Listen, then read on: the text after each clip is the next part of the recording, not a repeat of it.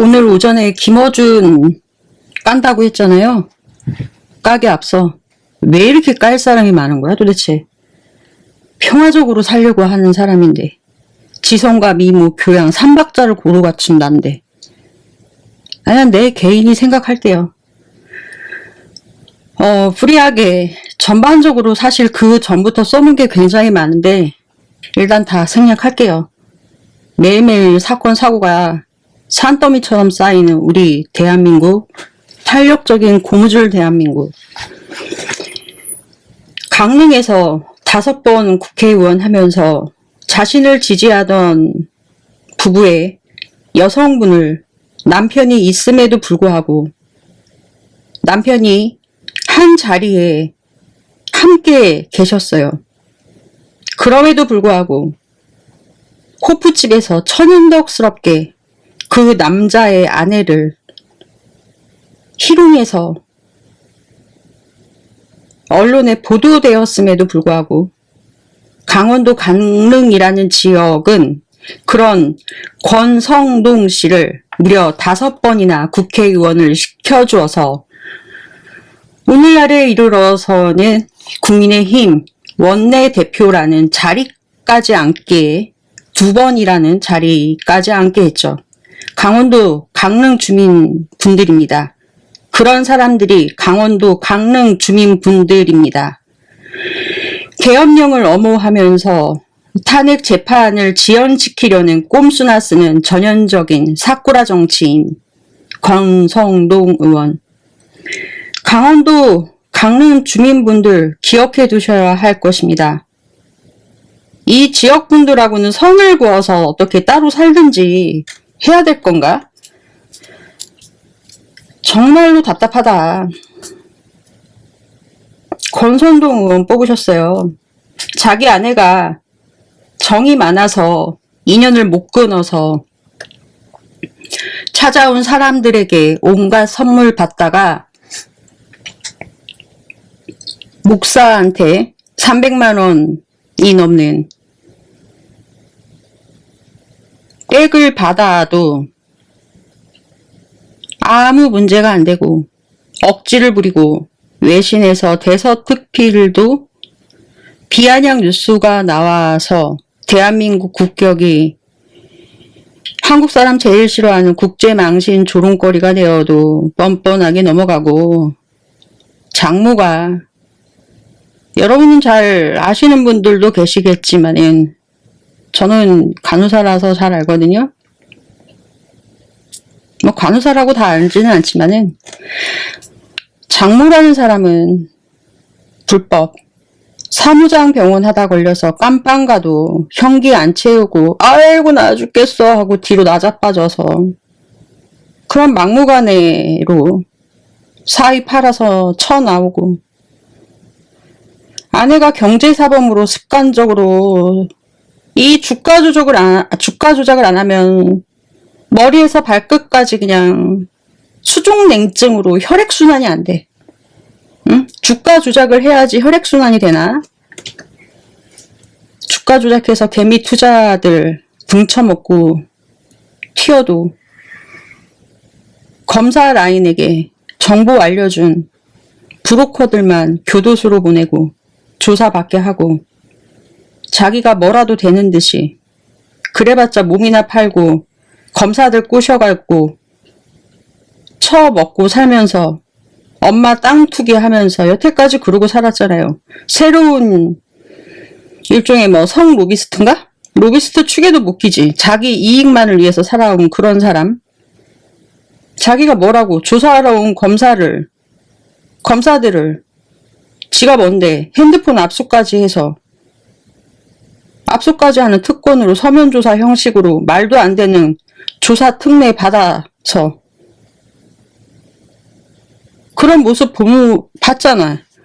그런데 대한민국 이 언론과 경찰과 사법에서는 아무 문제가 안 된다는 듯이 구렁이 담 넘어가듯이 넘어가고 거리에서 멀쩡히 지나가던 시민들이 159명이 돌아가셨음에도 불구하고 죽은 자를 이용해서 자신들의 안녕을 비는 방법이나 하고, 지난 시간에도 말했어요. 명태균 보살권에 대해서 말하기도 싫고, 그리고 모른 척 억지 부리고 관료들 무혐의 처리하고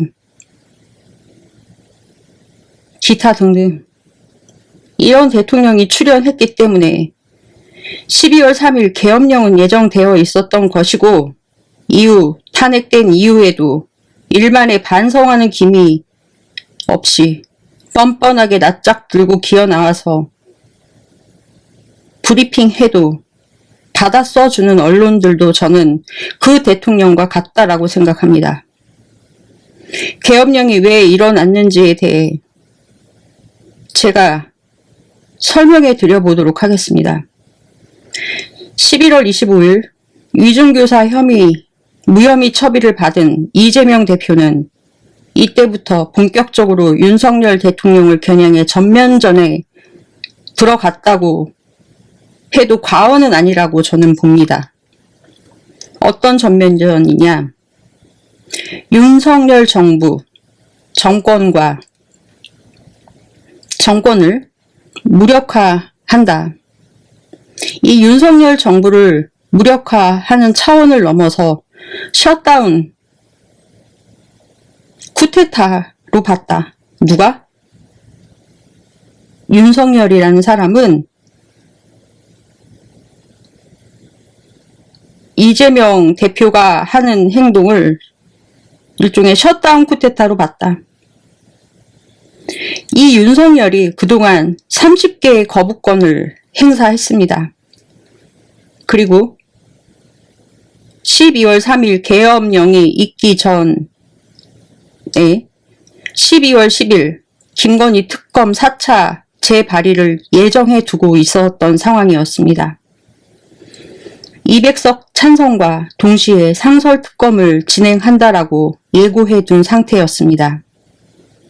수많은 비리를 쪼개기 방식으로 건바이건으로 소위 나눠서 김건희를 종국에는 썰어버리겠다라는 것입니다. 도이치, 명태균으로 두 번째, 최상병 특검을 국정조사로 방향을 전환한다. 세 번째, 서울지검장, 검찰, 고위 간부 3명을 포함, 감사원장까지 포함해 모두 18명을 탄핵 대상자 명단에 올렸습니다. 여기에서 18명은 윤석열 정권을 유지하는 데 있어서 중요한 윤석열 정권의 사냥개들입니다. 검찰, 방송통신위원회, 감사원을 초토화시켜서 무력화하겠다라는 것으로 윤석열은 봤다라는 것입니다. 총 들고 들어가는 것만이 쿠데타가 아니라 여의도의 방식으로 여의도 권력을 통해서 헌법과 국회에 따라서 윤석열을 둘러싼 말도 안 나와요. 둘러싼 인적 풀을 총동원해 고위 공직자의 손발을 꽁꽁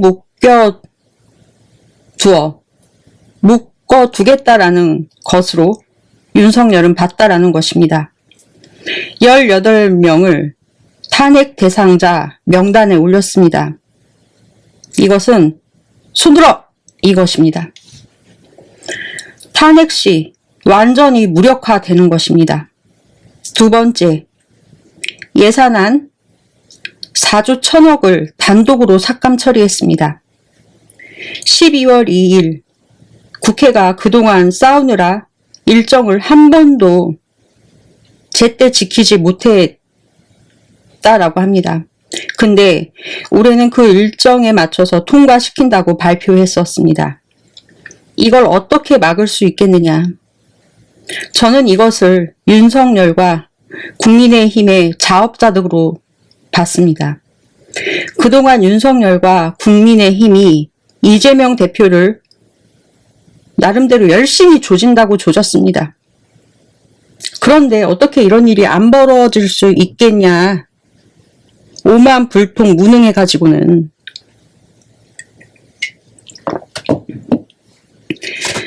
이재명 대표의 존재를 전혀 인정하지 않으려고 하는 특수부 검사의 근성, 일종의 곤조가 빚은 자업자득이다 라고 저는 봤습니다.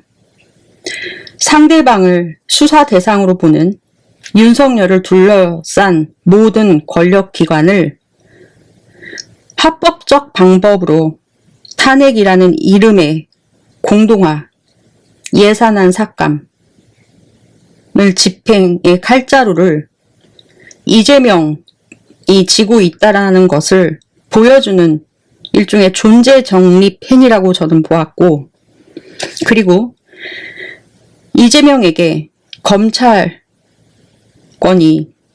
총동원되어서 이재명을 괴롭힐 경우에 어떤 보복을 너희들이 받는가를 여실히 보여줄 것이다. 그리고 보여준다. 라는 식으로 민주당이 일종의 선전포고한 것입니다. 검찰 수사비 587억 전액 삭감. 삭감하면 안 된다라고 이유를 말하면서 여러 말이 많았고 이유가 많았습니다. 수사관을 늘 이제 설렁탕 한 그릇 못 사 먹는다라고 떠들었습니다. 근데 I don't care. 검찰 수사를 사실상 마비시켰다. 저는 그렇게 보았습니다. 감사원 예산안 60억 삭감. 이 공무원 조직은요, 예산이 들어와야 돌아가는 조직입니다. 대통령 특수활동비 82억 삭감. 근데 웃긴 거 아세요? 박근혜 탄핵 때 이 파렴치한 대통령으로 몰았던 그 특수활동비 82억 원 전액 삭감했어요. 박근혜를 탄핵 때 파렴치한 대통령으로 몰았던 큰 죄가 특수활동비였는데 82억을 삭감했다. 삭감했어. 민주당이 이제 소위 여의도 입법권을 통해서 윤석열 정권을 올스톱 시킨 일종의 셧다운 쿠데타를 일으킨 것으로 윤석열은 생각을 했다라는 것입니다. 무슨 말씀인지 아시겠죠? 네. 한동훈이 이재명 대표를 공격하고 용산 대통령 대변인이 모든 것은 이재명의 책임이고 이재명이 책임져라. 그러고 나면은 조선일보에서는 써줍니다. 기사를. 근데 그래봤자 아무 소용없다. 의미 없다. 이런 얘기입니다. 시민들 반응 안 했어요. 탄핵시킨 후 6개월 업무 정지에 예산까지 중단시켜버리는 중단시켜버렸잖아요. 그러면서도 기회마다 영수회담을 제안했어요. 이재명 대표가. 그런데 이제는 입에 올리지도 않았어요. 요 최근에는 이재명 대표가 어느 순간부터는. 이때가 언제냐. 제네시스 건으로 재판에 넘어갔잖아요. 재판에 넘긴 것으로 윤석열은 이재명을 죽이려고 하는구나 라는 생각을 했습니다. 저는 이재명을 죽이기로 낮은 지지율은 정권 위기를 극복하고 자신의 정권 재창출을 도모하려고 내린 딱 그 수준에서 판단할 수 있는 딱 그 수준 그만큼. 이것을 안 이재명 대표가 윤석열을 만나서 무엇을 말할 수 있겠습니까? 안 그렇습니까? 그래서 이때 이재명 대표는 생각한 거죠. 이거 폐기해버리자. 영수회담 제의 같은 거는 폐기해버리자. 제껴. 폐기. 이재명 지지자 입장에서는 시원한 이때 카타르시스를 느낀 강공책을 통해서 진보 좌파 지지층을 집결하고 한편으로는 증권시장을 비롯해 금투세 폐지, 종부세 완화, 완전히 보수적 실용주의 노선으로 더블 트랙으로 가면서 지지율을 엄청나게 높여서 윤석열과 이 게임도 안 되고 윤석열과 이런 건 게임이 안 돼요. 한동훈과도 게임이 안 되는 격차를 크게 벌렸죠. 일종의 악어가 주둥이를 쫙 하고 벌리는 것처럼 악어새한테 이빨을 닦아달라고 벌리는 것처럼 벌어졌단 말입니다. 악어가 주둥이를 벌리는 것처럼. 그 간극이 너무나 커져버리면 죄송합니다. 간극이 커져버리면 이 사법부 판사 중에 누가 감히 야당 다수 지지를 받은 연임 대표 국회의원의 그것도 유력 대통령 후보를 자격상실시킬 간이 부은 판사가 있겠느냐는 것입니다. 제 말은. 아무도 유죄 판결 못 내립니다. 현재 상황에서. 사실상. 그러니까 치명적인 유죄 판결, 법까지도 내리지 못하도록 사실상 윤석열 정권을 셧다운 시켜버리자라는 작전인데 이 작전 누가 짰어? 여쭤볼게요. 민주당. 이 작전 누가 짰어? 누가 짰냐고. 아주 잘했어. 아주 잘했어. 브라보. 작전 칭찬해.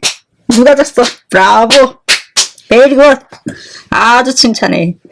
그동안 검찰 권력을 총동원해서 5개나 되는 재판을 받도록 만들어서 여론을 서게 만들었어요.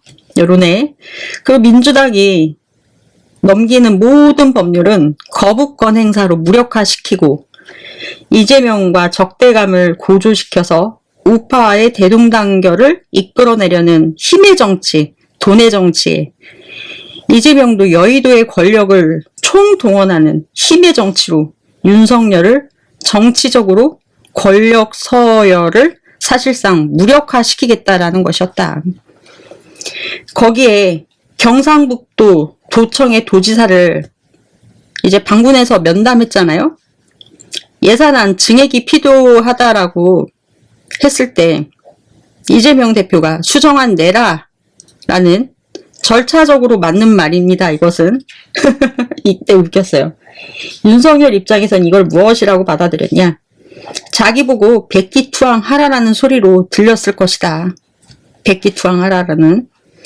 그리고 12월 8일에서 9일에는 광주 방문한다라고 예고했거든요. 이재명 대표가. 이것을 윤석열 입장에서는 대통령 준비 기간, 일종의 뭐 수업 하나라는 그렇게 생각을 했다라는 것으로 저는 생각을 합니다. 누가? 윤석열 파리하는 김건희가. 윤석열이 생각을 못했죠. 윤석열 파리하는 윤석열 뒤에서 숨어서 대통령 놀이하는 김건희가 이런 생각을 했다. 여성만이 할 수 있는 생각이다. 그래서 정치는 여자가 하는 것이 유리하다. 예민하게 볼 수 있기 때문에. 앞으로 미래에는 그럴 것입니다. 여성형 정치자, 지도자들이 많이 나올 것입니다.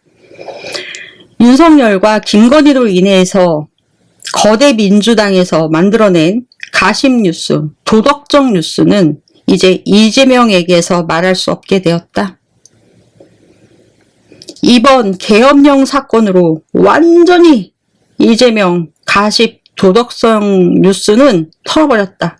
이번 계엄령 사건으로 인해서 털어버렸다. 찌재명, 뭐 어쩌죠, 욕설 제명 뭐 이런 거 다 털었다. 말해도 씨알도 안 먹힌다. 니들도 꿈깨. 그러니까 이것들아. 어디서 장난질 계엄령으로 퉁쳤다고. 검찰을 통해 수사하고 재판 받게 하고 언론에 세우고 범죄자 만들고 그러면서 자기는 거부권 행사로서 이거 막을 수 있겠냐고. 막을 수 없다. 이 복병이다. 힘을 동원해서 최대한으로 있는 힘껏 막고 거부권 행사하고 잘나빠진 사기꾼 안에 지키려고 이재명 악마시키고 인정 안 하고 정치적 생명을 끊으려고만 틈틈이 엿보고, 그것도 필사적 자구책이 같으니까 이제 뭐 방법이 없잖아요. 필사적 자구책이 이제 이재명밖에 없어요. 이 윤석열한테는 자구책이 이재명이에요. 자구책이 이재명. 윤석열은 그러니까 방향을 바꾼 것인데, 윤석열은 자신의 이제 낮은 지지율과 보니까 자기가 탄핵당할 수 있을 것 같으니까 계엄령을 내린 것이에요. 한마디로. 얼마 전 조선일보가 윤석열에 대한 여론조사 결과와 국정 수행에 대한 긍정평가, 부정평가가 조선닷컴에 항상 이렇게 올라와 있거든요. 그런데 12월 1일부터는 여론조사 도표가 안 나오기 시작했어요. 12월 1일에 여론조사 도표가 이제 잠깐 나왔어요. 게다가 순간 휙 없어졌어. 내가 그 캡처를 해놨어야 되는데 없어졌어, 아예. 그러고 나서는 한국갤럽 여론조사가 금요일에 나왔는데 긍정평가율이 20%에서 19%, 1% 하락했습니다. 웃긴 게 이 조선닷컴 아까 말씀드렸잖아요. 잠깐 올렸다가 내렸다. 찾아볼 수 없게. 이게 뭐냐. 이 윤석열이 어느 날 갑자기 20%대였는데 19%, 1% 하락했단 말입니다. 이 자신의 지지율이 하락한 이유 중에 대표적인 게 어느 날 갑자기 양극화 해소한다라고 이 느닷없이 갖고 나서 떠들었단 말이에요. 갑자기. 극우 20%가 지탱하던 정권이 윤석열 정권이었는데 그 집중 지지하던 세력이 어디에 있냐. 대구, 부산, 울산, 경북, 경남, 강남 3구, 송파 빼구. 이들은 조선일보를 교과서로 삼아서 극우 카르텔을 형성합니다. 이쪽에 다 극우 20%가 모여서 연명하고 있어요. 자기들끼리 좋아서. 근데 여기서 1%가 빠져나갔어요. 그래서 19%대로 하락했다. 이 양극화, 진보 좌파가 주장하는 양극화 해소를 말하니까 1%가 훅 하고 날아갔습니다. 올라가지 않고. 이 윤석열 선수는 핸드폰 사건 이후로 전광판 보고 안 뛴다라고 하면서 이 맨날 거짓말 치고 전광판만 보고 뛰었다. 뛰다가 넘어졌다. 전광판만 보다가 앞을 봐야 되는데 전광판만 보고 뛰다가 넘어졌어요. 19%대로 떨어져서 18% 나중에 17%대까지 왔다 갔다 하니까 불안해서 계엄령 선포한 것으로 저는 보여졌습니다. 뭘 이유로? 예산안 삭감을 핑계로 헌법 제76조를 팔아서. 하지만 위헌이라 절차도 위헌이고 모든 것이 위헌이다. 윤석열은 성공적인 대통령으로 끝내려는 것이 목적이 아니에요. 이 윤석열이라는 사람은 그냥 극우 20% 정도만 유지를 하면서 그냥 대통령 놀이하면서 전국 돌아다니고 해외 순방하고서 여행하고 지 와이프 세관 그 통행비 안 내고 통행비가 아니라 통관비 안 내고 쇼핑 마음껏 하게 하면서 국민이 낸 세금으로 공짜 쇼핑 해보면서 자기 와이프 얼굴 고치고 하는 거 무료로 하게 하면서 국세로 돌아다니게 하고 옷 사주고 대통령 놀이하고자 하는 그런 핫팬츠 남편 노릇하고 뒤에서 지 와이프 같지도 않는 윤이 사익을 다 챙기고 있다라는 것입니다. 그래서 계엄 일으킨 것이에요. 어차피 이 사람은 자기 범죄 감추려고 대통령 된 거지 뭐 소명이 있어서 그런 건 아니고. 그리고 잘 아셔야 되는 게 민주주의에서 보수 진보가 어디 있습니까? 생각해 보셨어요? 민주주의에서는요 보수가 없어요. 민주주의 자체가 진보적인 거예요. 자꾸 보수 말씀하시는 분들, 이거는 한 대학원쯤 기말고사 문제로, 중간고사 기말고사 정도의 문제로 내보내도 된다라고 제가 아는 교수님께서도 말씀하셨는데요. 민주주의에서 보수가 무슨 의미가 있냐, 한번 생각해 보셨으면 하는 시간을 가지셨으면 하고요. 이 과정을 왜 설명해 드렸냐면요, 이 유시민과 김어준에 대해서 할 말씀 드리고자 합니다. 유시민은 그럼 왜 나오냐? 상관이 있어요. 김어준과 유시민의 음모 생산 공장.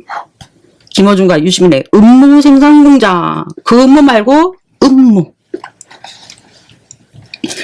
계엄의 경우는 잘못된 일부의 돌발 행위로 국민의 안전을 해쳤기 때문에 다수인 국민들이 자연스럽게 모여졌던 것인데, 그런 행위를 한 자들과 그들을 옹호하는 소수들이 자기들이 옳다고 세상이 잘못되었다라고 작용화되어서 돌아가는 데에 내려진 행동이었다라고 믿고 행동하는, 앞에 설명드렸던 20%를 보면 참으로 안타깝습니다. 그러면서도 도태된 사고 방식으로 시위하는 사람을 빨갱이라고 하는 것을 보면 개탄스러웠습니다. 그런 모습을 보면서 잘못된 것은 잘못되었다, 지적할 줄 알아야 하는 것이죠. 그것을 옹호하고 일부 민주 지지자라면서도 그것을 이재명을 팔아가는 그것도 지지하면서 후원을 받고 장사하는 사람들도 몇몇은 계엄령이 발표되니까 이재명 의원과 함께한 최고위원인 김민석 의원은 어떻게 알았냐. 그리고 추미애 의원이 어떻게 알았냐. 문서를 어디서 알고 박근혜 때도 알았는데 어떻게 문서 전문가냐, 뭐 이렇게 말을 하면서 비아냥대고, 뭐 담을 넘었냐 안 넘었냐, 뭐 사소한 걸로도 뭔들 안 흠을 잡겠습니까? 부터 시작해서 극우들이 하는 짓이죠, 이게.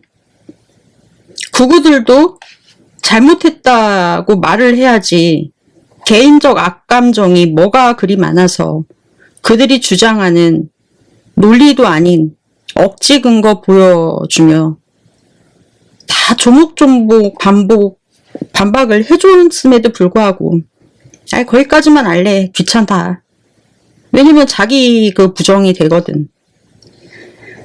그런데도 아니래요. 난 안 들을래. 뭐 안물 안 보면 안 들을래. 내 주장만 옳다고. 그러면 못 쓰죠. 그러면서 딴 얘기는 다 갖다 쓰죠. 웃기지도 않죠.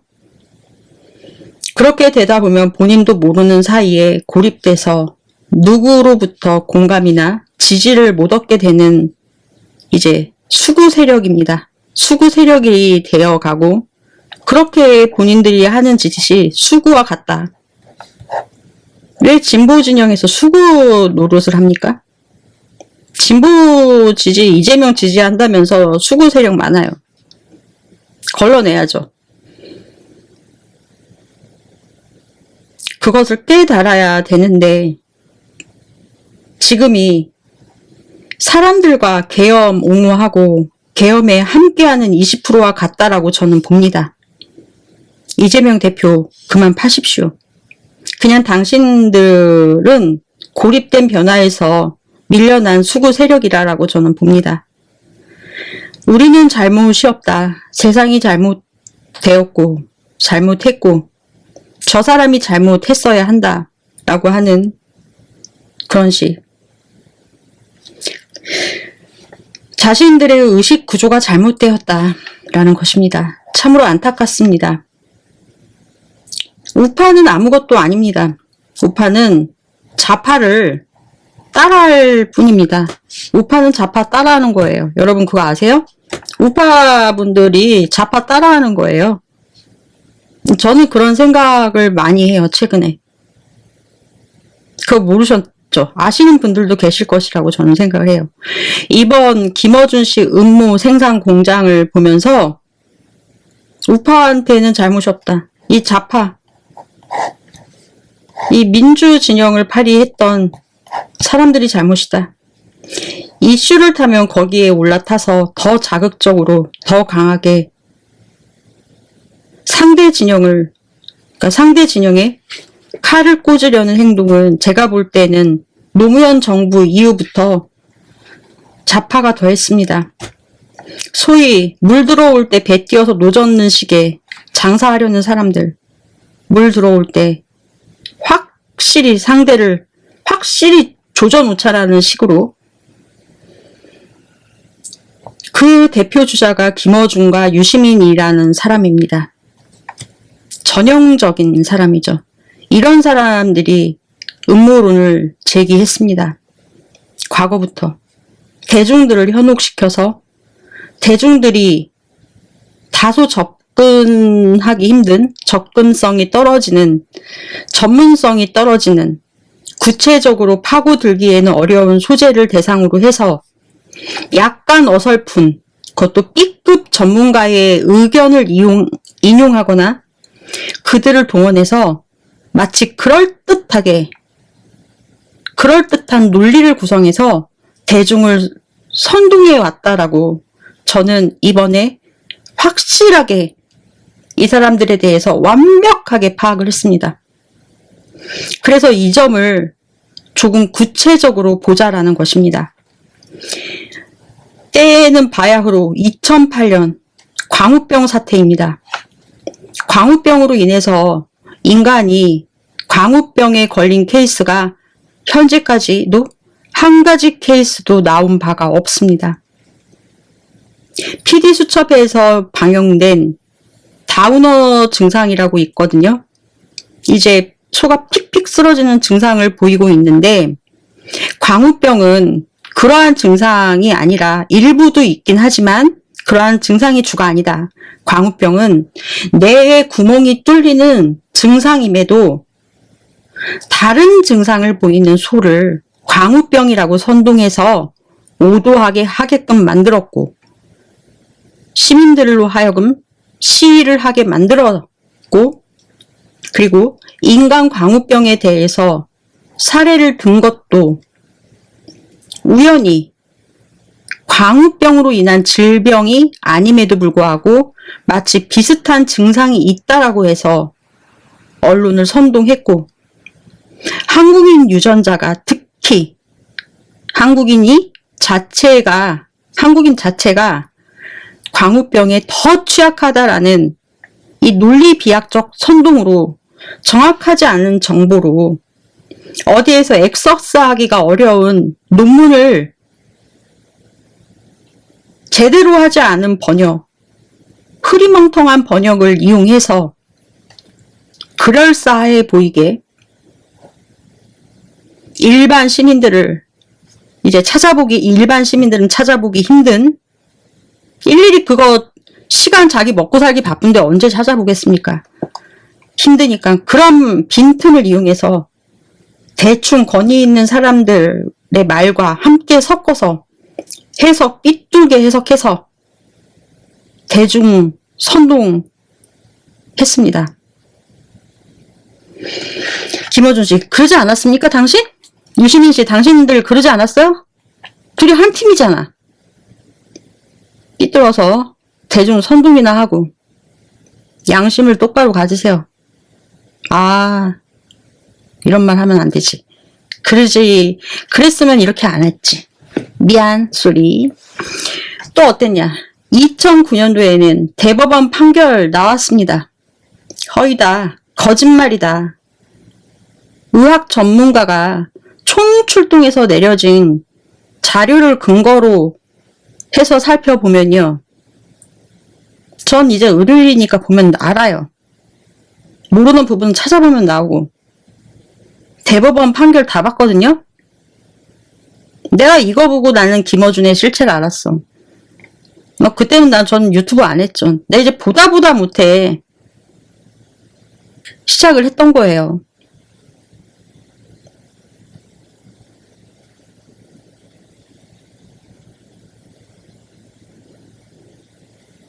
김어준이 유튜브를 뭐 좌지우지하고 이러는 게 아니라 이 사기꾼이잖아. 이렇게 까야지, 여러분. 유튜브 선배님들. 김어준은 사기꾼이라고요.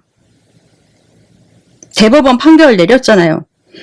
이런 식으로 거짓말하고 일반인이 잘 모르는 B급 권위자 그럴듯하게 말 만들어서 선동하고 비교하면 지금의 윤석열이 내란죄를 소란죄라고 하는 홍준표 정신나간 사람의 주장과 석동현 변호사는 어떻게 땄나 몰라. 또 그 사람의 말을 인용해서 주장을 하고 유시민, 김어준의 주장이 똑같다. 그런 식으로 접근하는 것입니다. 그런 식으로 접근하는 거다고요. 똑같아요. 그 사람들이 하는 게 이 유시민, 김어준한테 배운 거예요. 아주 창피해 죽겠어요. 창피해 죽겠다라고요. 이제 본격적으로 들어가면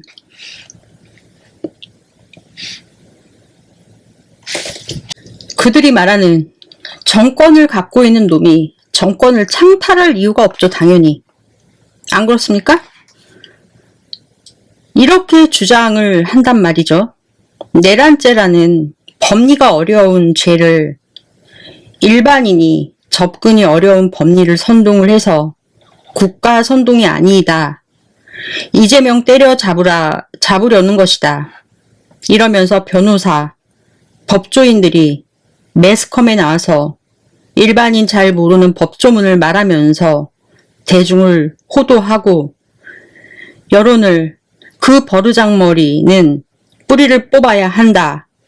이런 식으로 그런 것을 진보에서 배워서 보수파리들이 그대로 하고 있다라고 보여진다라는 것입니다. 방송 찾아보니까 그러고 있더라고요. 나와서 하는 거 보면 아주 그냥 성질이 나서 리모컨 던지고 싶더라고요. 리모컨. 개똥 같아서. 광우병 선동자들에게서 그러니까 이게 사람만 바뀌었지 나와서 똑같이 떠들고 있다.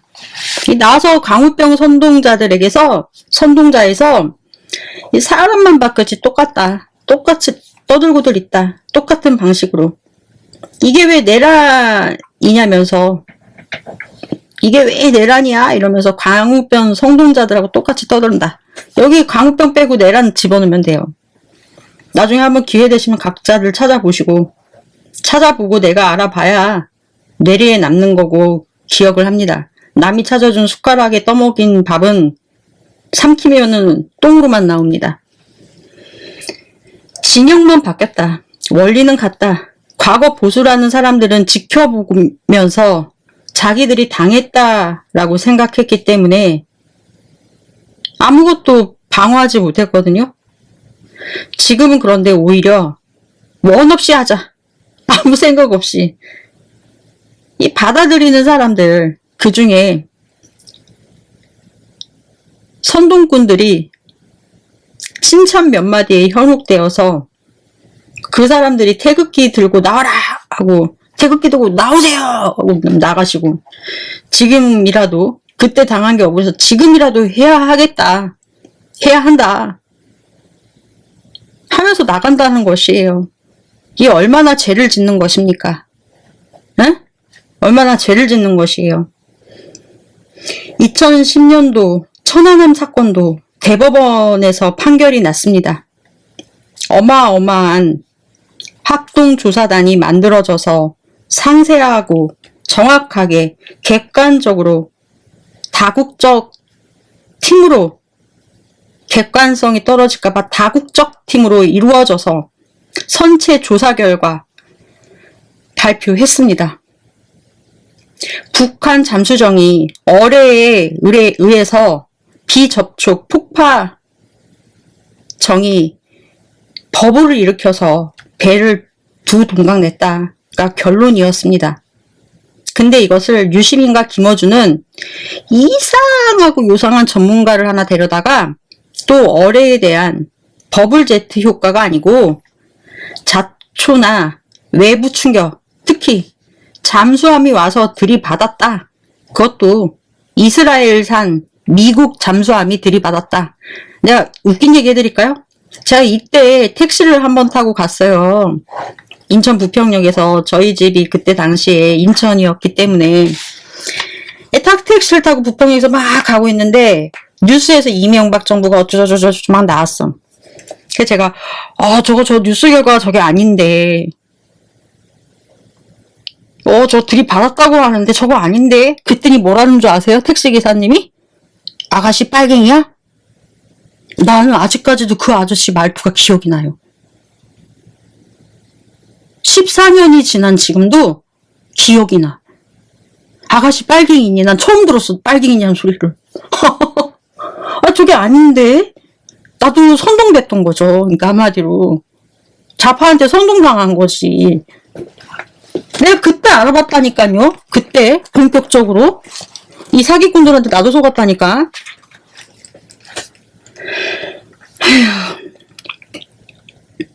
이러한 주장을 계속 들이댔단 말입니다. 이스라엘산 미국 잠수함이다. 심지어 이스라엘산. 그런데 상당한 수준의 전문가가 봤을 때는 이런 얘기를 듣잖아요. 말도 안 되는 소리라고 합니다. 그 주장에 그리고 다 반박을 했었습니다. 상당한 수준의 전문가가, 고도의 전문가들이. 그럼에도 불구하고 일반인들은 잘 모르니까 용어 자체도 생소하고, 그리고 또 그걸 나와서 누가 쉽게 설명 안 풀어주잖아요. 나같이 이게 쉽게 설명해주는 사람이 있어야 했는데 없었잖아. 누가 나와서 얘기하면, 특히 뭐 양심 있는 물리학자 한 명 만들어서 어뢰 폭발 환경이라면서 실험 결과를 발표해서 선동하고, 그것도 B급 전문가를 양심 있는 물리학자로 그럴듯하게 만들어서, 원리가 다 이런 식이었습니다. 이들이 하는 방식이 원리가 다 이런 식이었어요. 응? 피로 파괴다. 한미연합훈련 중 발생했는데 한마디로 북한의 소행이 아니라는 것이었습니다. 북한의 주장을 앵무새처럼 떠들어줬어요. 북한을 대변해줬어. 유시민, 김어준이 이들이 종북이야. 이들 북한의 엄명을 받고 나온 것 같아. 이들 캐봐야 될 것 같아. 국정원에서. 야, 너 정체가 뭐냐. 몰라. 이들이 대북 송금했을지 몰라. 내가 생각인데. 자신의 땅을 사놨을지도 몰라. 이들을 조사하라. 응? 북한의 주장을 앵무새처럼 떠들어줬습니다. 그때 김어준의 요설에 다 동조한 사람이, 죄다 다 동조했고, 그 요설에 동조한 사람들은 누구냐. 민주당 의원 중에 박지원, 정동현, 박영선, 그 밖에 기타 등등 민주당에 입가진 사람들은 다 들고 나와서 떠들었어요. 당시 노회찬, 유시민, 이 사람들이 선두에 섰어요. 노회찬 씨 선두에 섰더라고요. 노회찬 씨 선두에 섰고 유시민 선두에 서서 믿었지, 나도. 거기에 이제 그때는 좌파에 있었던 진중권. 진짜 싫어. 그것도 언론들도 함께 했단 말이죠. 그런데 웃긴 게 뭔지 아세요, 여러분? 요즘 한겨레 경향이 객관화가 좀 많이 되었어요. 최근 들어서 많이 달라지고 있습니다. 당시에는 한겨레 경향이 조중동 역할을 했어요. 읽을 수가 없을 정도로 조중동 역할을 했단 말이죠. 좌파 쪽에 조중동 역할을 했다. 그런데 최근에 한겨레 경향이 좀 달라지고 있다. 당시 이제 요 신문 한겨레 경향을 보면은 종북주의 냄새가 물씬 났어요. 무조건 아니라라고 하고, 또 한겨레는 이때 뭐라고 신문에 실었냐. 러시아 보고서를 또 인용을 해요. 북한의 소행이 아니라라고까지 했는데 지나고 보니 또 위에 더 러시아 스스로도 부인을 했다. 이 꼬라지 자료를 인용해서 인정할 수 없다라고 얘기를 합니다. 응? 그랬어요. 어이가 없더라고요. 당시에 이제 언론들은 종북, 친북성에 사로잡혀 있었던 것으로 저는 보여졌어요. 전 뭐 이때 정치에 관심은 1도 없었으니까. 지금은 근데 많이 빠져나와 있는 것 같아요. 상당히 많이. 하지만 다 빠져나와야 돼. 더 빠져나와야 되고. 박지원 의원은 상당히 상태가 좀 많이 좋아지신 것 같아요. 아직도 멀었어. 근데 어떡하겠어요, 그럼. 평생 그러고 살았는데. 국정원장을 거치면서 생각이 많이 바뀐 것 같아요. 그러니까 이 사상이 국정원장을 하면서 국익이라는 관점으로 약간 변환되신 듯 보여져요. 개인적 사상이 국정원 하면서 국익을 조금 생각하시는 관점으로 바뀐 것 같아요.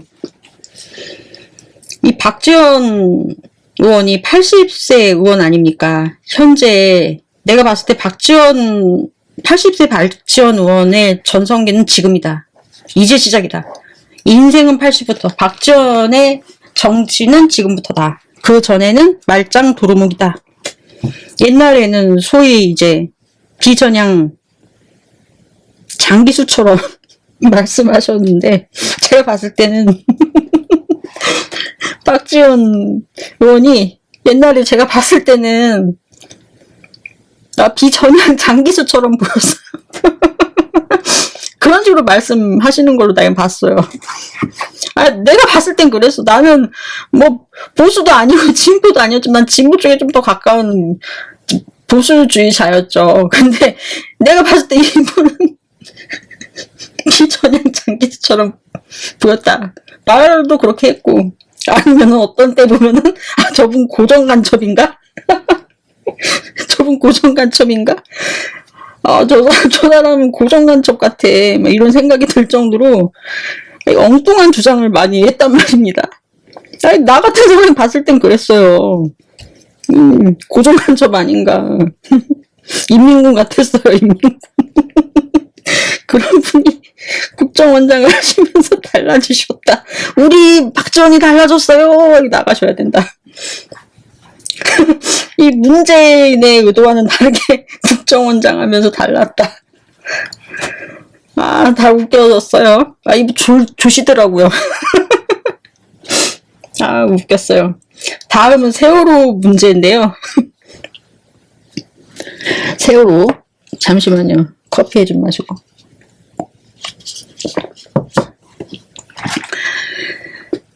세월호의 침몰 원인은 무리한 설계 변경과 과적, 평행수, 배 균형 이제 맞춰주는 물을 빼내고 과적을 해서 복원성이 떨어져서 배가 침몰했다라는 게 공식적 내용이거든요.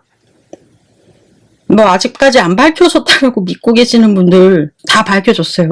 다 밝혀졌어. 국가에서 보상을 안 해줬고 간신히 일부 뭐 합의된 건 있는데 난 그건 아니라고 본다. 그건 아니다.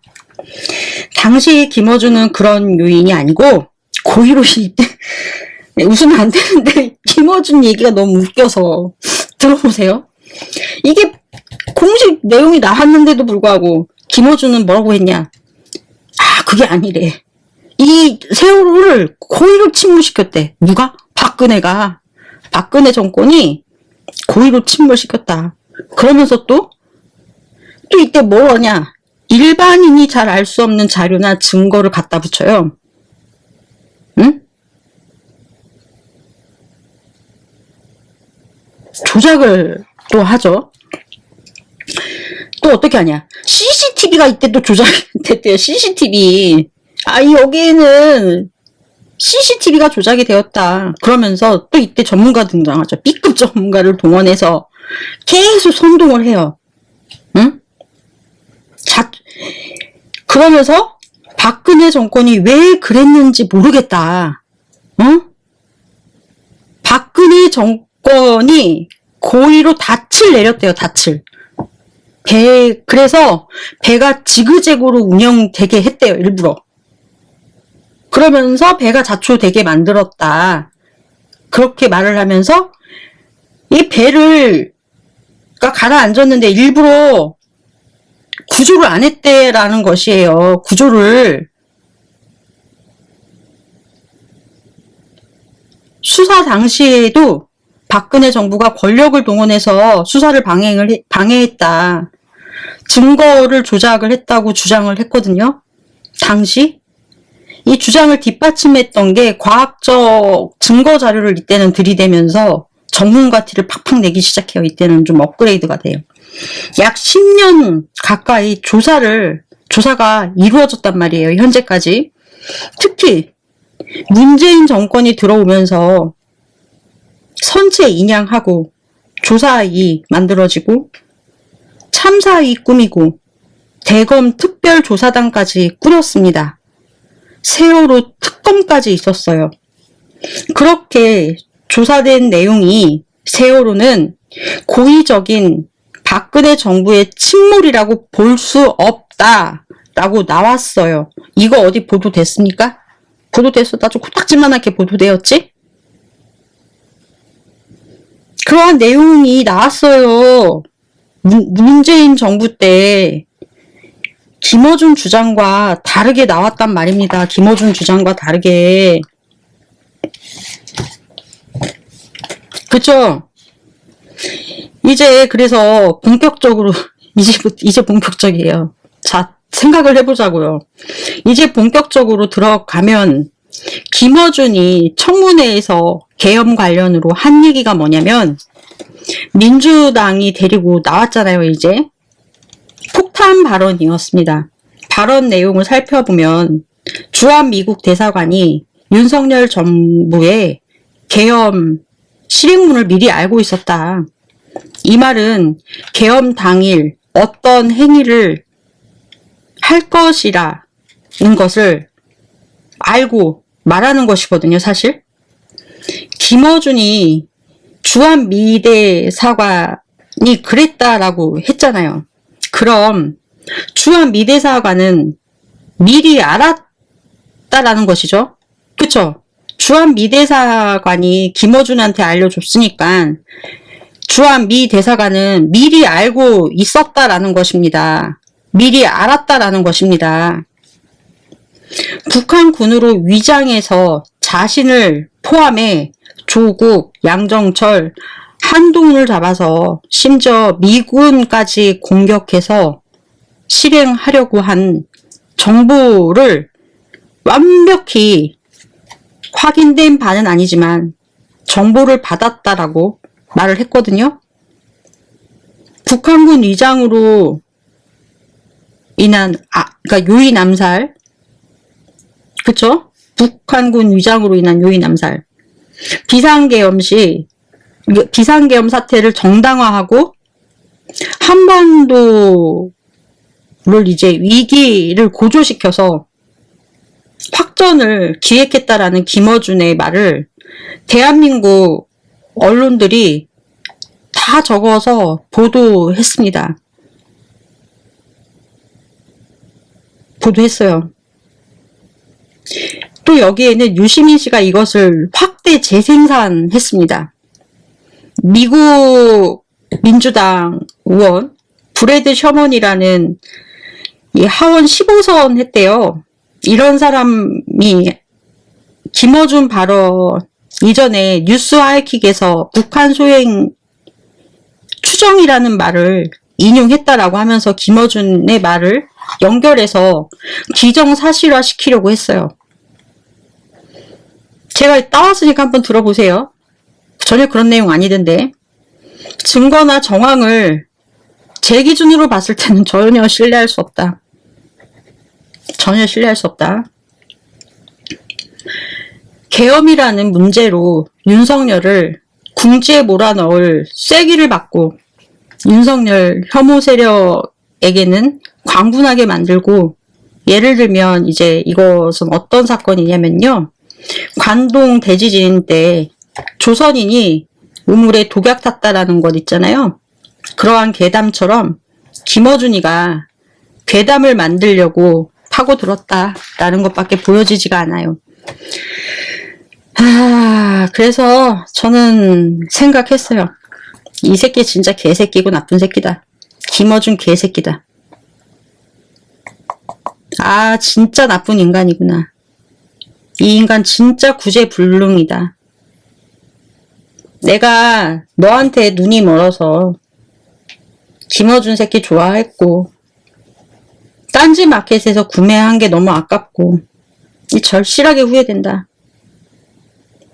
이 김어준 진짜 나쁜 인간은 구제불능이다. 김어준씨, 한 가지만 물어봅시다. 구독자 1000명도 안 되는 내 채널, 뭐 과거에는 넘었지만 만들었다 날렸다 좀 새로 하잖아요. 김어준씨, 내 채널 봅니까? 물어보는 거예요. 내 채널 봐요? 아니, 착각이 아니라 진짜로. 여러분, 이게 제 망상이 아니라 착각이라고 생각하실 수도 있는데 제 영상 찾아보시면 나오거든요. 이 심각한 게 뭐냐면 제 과거 영상 보시면 확인되고 기억하실 분들 몇 명에서 20명 중에 몇 분 계실 거예요. 넌 거짓말 안 하니까. 심각한 게 제 영상 보시면 진짜 확인되니까. 제가 과거 영상에 뭐라고 말을 했냐면은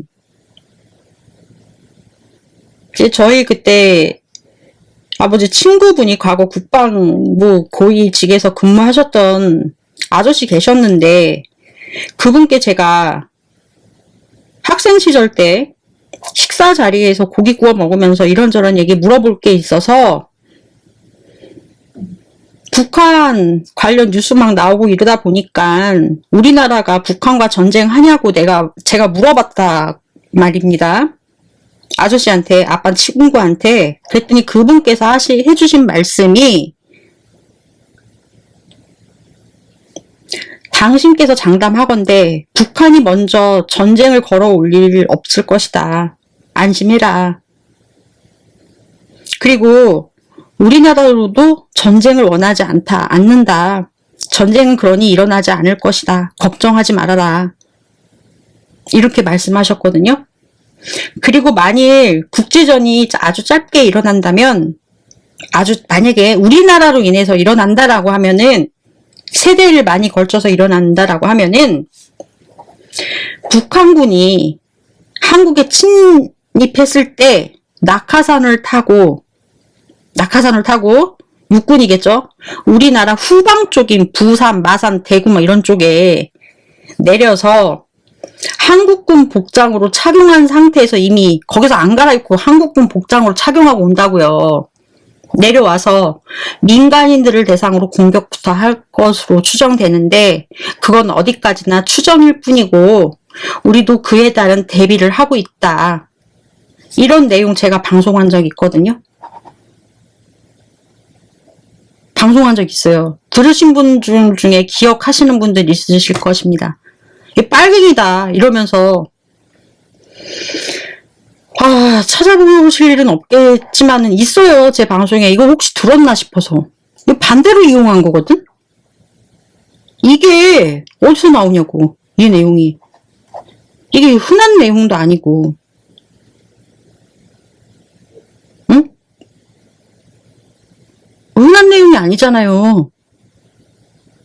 기억나시는 분 반드시 계실 테지만 이런 얘기 한 적 있습니다. 혹시 이것 듣고 김여준 씨가 인용하셨나? 아니 진짜로 계엄령 문제에 이걸 쓰시면서 아니 난 참으로 나쁘다. 그런 주장을 이제 검증해보면 비상계엄 실행을 바이든 대통령은 몰랐다는 게 공식 입장이었거든요. 바이든 씨도 TV로 봤고 미 대사관으로 지목된 이후 미 대사관도 공식 입장이 나왔단 말입니다. 이게 무슨 소리냐.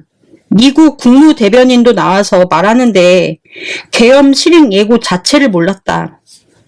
계엄 실행 자체가 우리로서는 큰 충격이었다.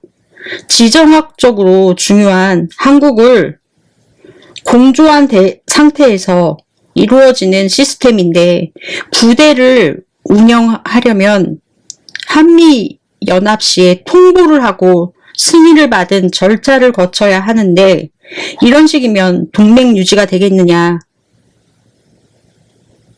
기분 나쁘다고 표명했잖아요. 그쵸? 몰랐다라는 것이에요. 미 대사관이 알 수 있다? 미 대사관은 미국 국무부한테 통보를 안 한 건가? 미국이 말을 하지 않았다. 절차를 위반했다.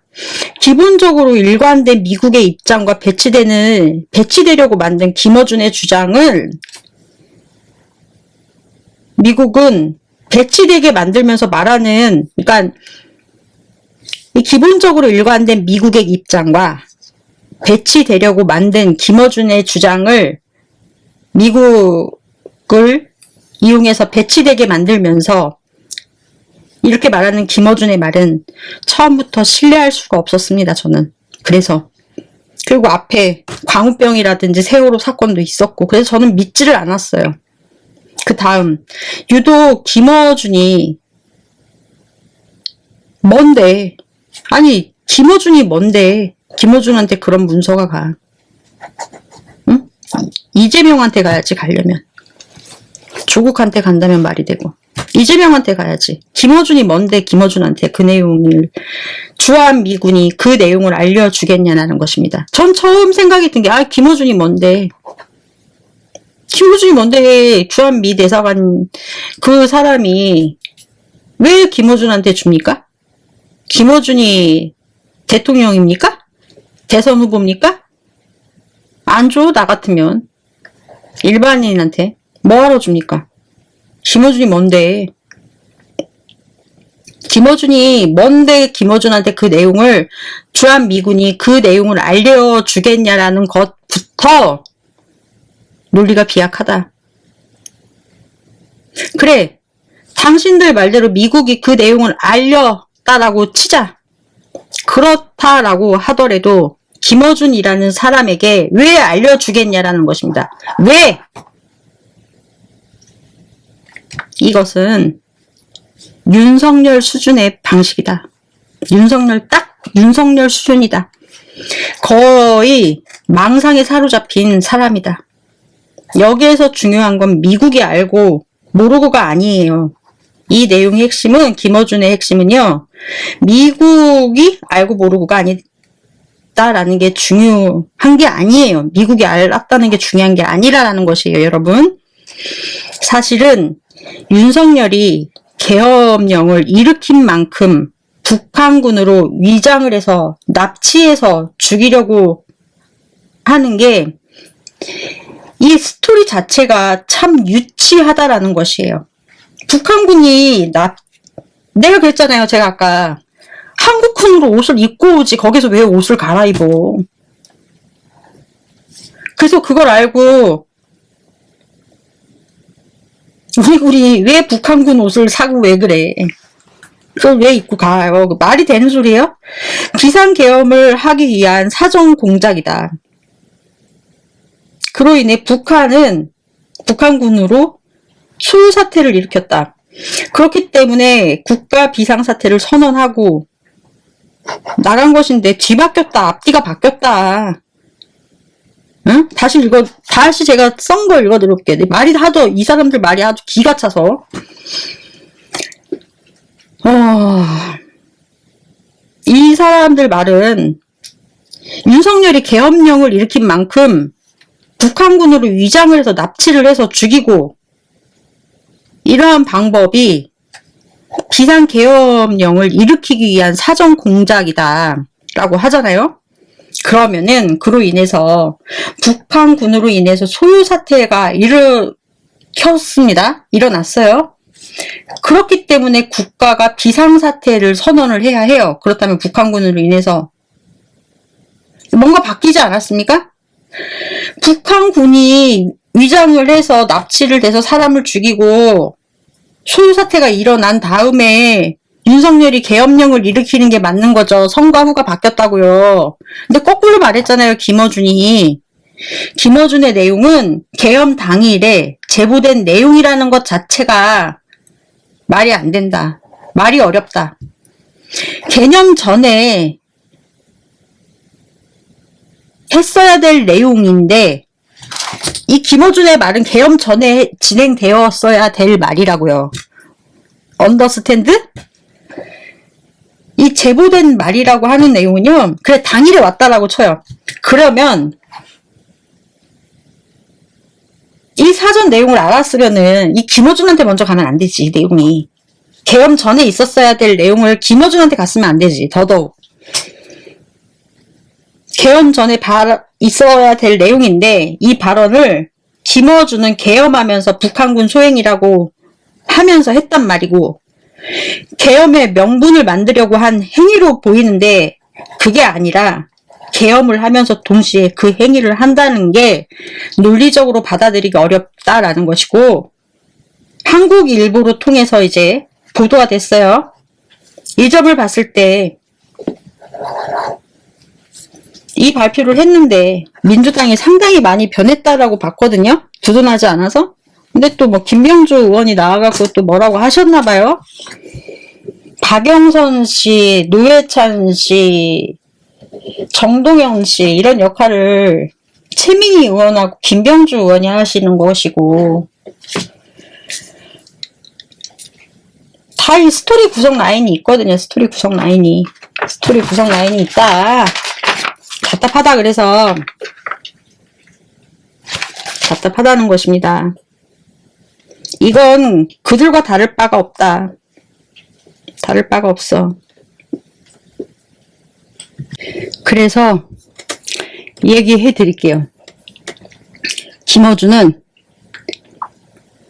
입 벌고 입 벌고 입 벌고 입 벌고 입 벌고 입 벌고 입 벌고 입 벌고 입 벌고 김어준은 입 벌고 혼란의 틈을 타서 자기 장사하려는 입 벌고다.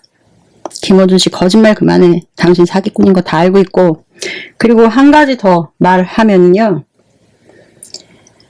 뭐 아버지가 육사 출신이라면서요들 그런 얘기들 뭐 유튜버들께서 말씀 많이들 하시던데 아니 나는 아버지가 육사도 아니었고 그냥 가족 중에 전역한 군인이 있었고 특전사 707 그런 사람들 얘기만 들어도 대충 군대가 어떻게 돌아가는지는 알아요.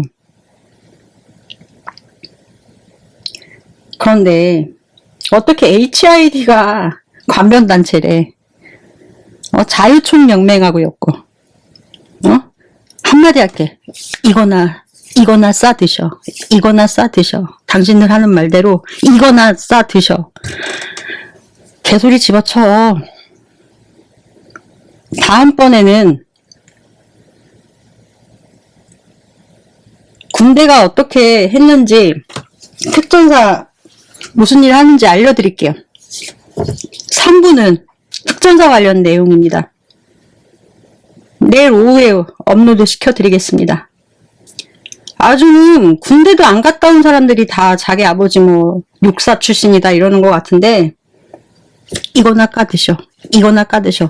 당신들 면제 아니면은 방이지? 어디서 이빨 까고 앉아있어.